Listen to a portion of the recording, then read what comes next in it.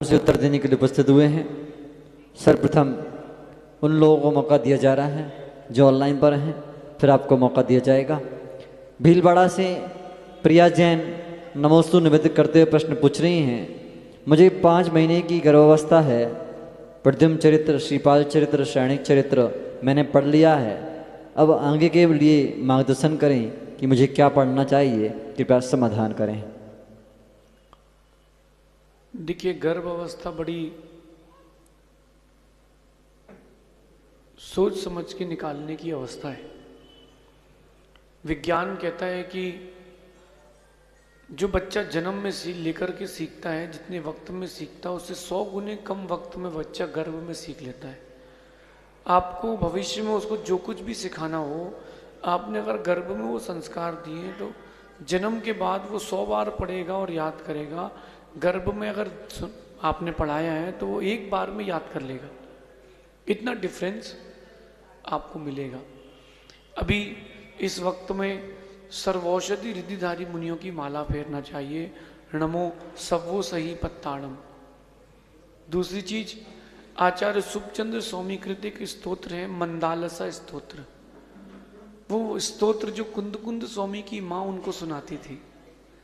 शुद्धोसी बुद्धोसी निरंजनोसी संसार माया परिवर्जितोसी।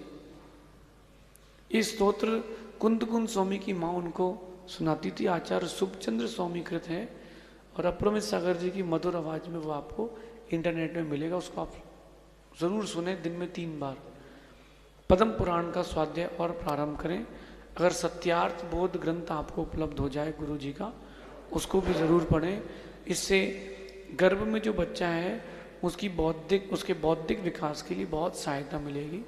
पद्म पुराण में चारों अनुयोग के लिए व्याख्यान है, तो उसको वह भी उसमें आपको मिलेगा, ऐसा समझिए।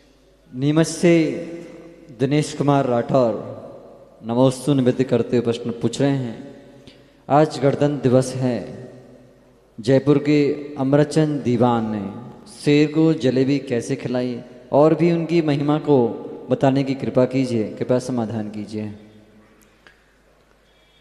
देखिए, देशिक अवस्था में बात की जाए, देशिक अवस्था यानी कि देश की जो अवस्था है उसकी अपेक्षा से आज गणतंत्र दिवस है। आज अपना देश के लिए बहुत महत्वपूर्ण दिन था। इस देश के महत्वपूर्ण दिन की प्राप्ति के लिए, चाहे स्वतंत्रता संग्राम की बात की जाए, जैनों का विशेष योगदान रहा। और विशेष योगदान ऐसा रहा कि उन्होंने अपनी बौद्धिक स्तर से भी, उनके धन के स्तर से भी और अपने देशभक्ति के स्तर पर भी उन्होंने बहुत कुछ दिया है। सेठ अमरचंद दीवान जयपुर के दीवान हुए, जो बहुत उदार मना थे। उनके द्वारे कोई आया तो कभी खाली नहीं गया। और वो रात्रि के समय अलग से निकलते थे जयपुर में, ये देखने के लिए निकलते कि कोई गरीब तो नहीं रह गया। अगर कोई गरीब है, किसी को समस्या है, तो उसे घर की पूर्ति करते थे। एक घटना उनकी ये आती है कि रात्रि में जब अमरचंद दीवान निकले तो उन्होंने देखा कि एक माँ बहुत गरीब है, उसके घर में खाने को नहीं है। अपने बच्चे को उसने साड़ी का पल्ला फाड़ के उड़ाया है, क्योंकि उसके यहाँ खाने को नहीं था, ओढ़ने को भी नहीं था। ठंडी का बहुत मौसम था।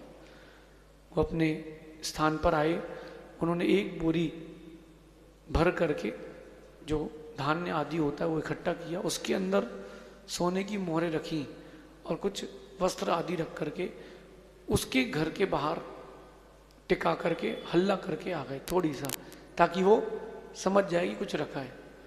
उसने देखा, बड़ा खुश हो गई कि इतना सारी सामग्री है।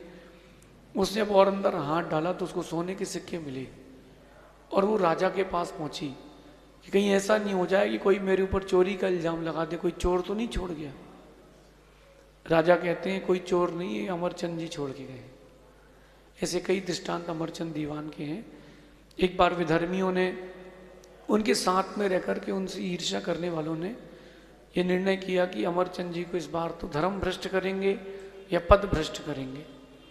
ऐसा सोच करके उन्होंने बोला कि अमरचंद जी सिंह की व्यवस्था संभालेंगे।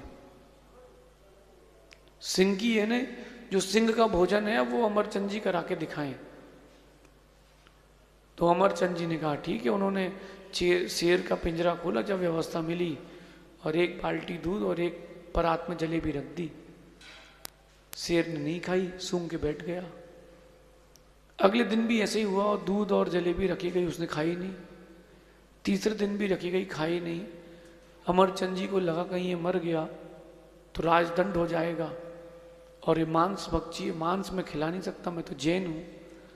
अमरचंद जी ने उसका पिंजरा खोला और इस बार दूध जलेबी लेके वो स्वयं गए और शेर से कहा कि ये दूध जलेबी रखा है। अमरचंद दीवान जैन है, अहिंसक है, अगर ये खा सकते हो तो खा लो, मांस तो मैं दूंगा नहीं, मैं यहीं बैठा हूँ, मुझे ही खा लेना। 4 दिन का भूखा शेर धीरे से उठता है और दूध जलेबी खा लेता है। ये अमरचंद दीवान का धर्म, निष्ठा और उनका अपना एक औरा था। ऐसे उनके व्यक्तित्व की कई कथाएं हैं, ऐसा समझिए। जानतला से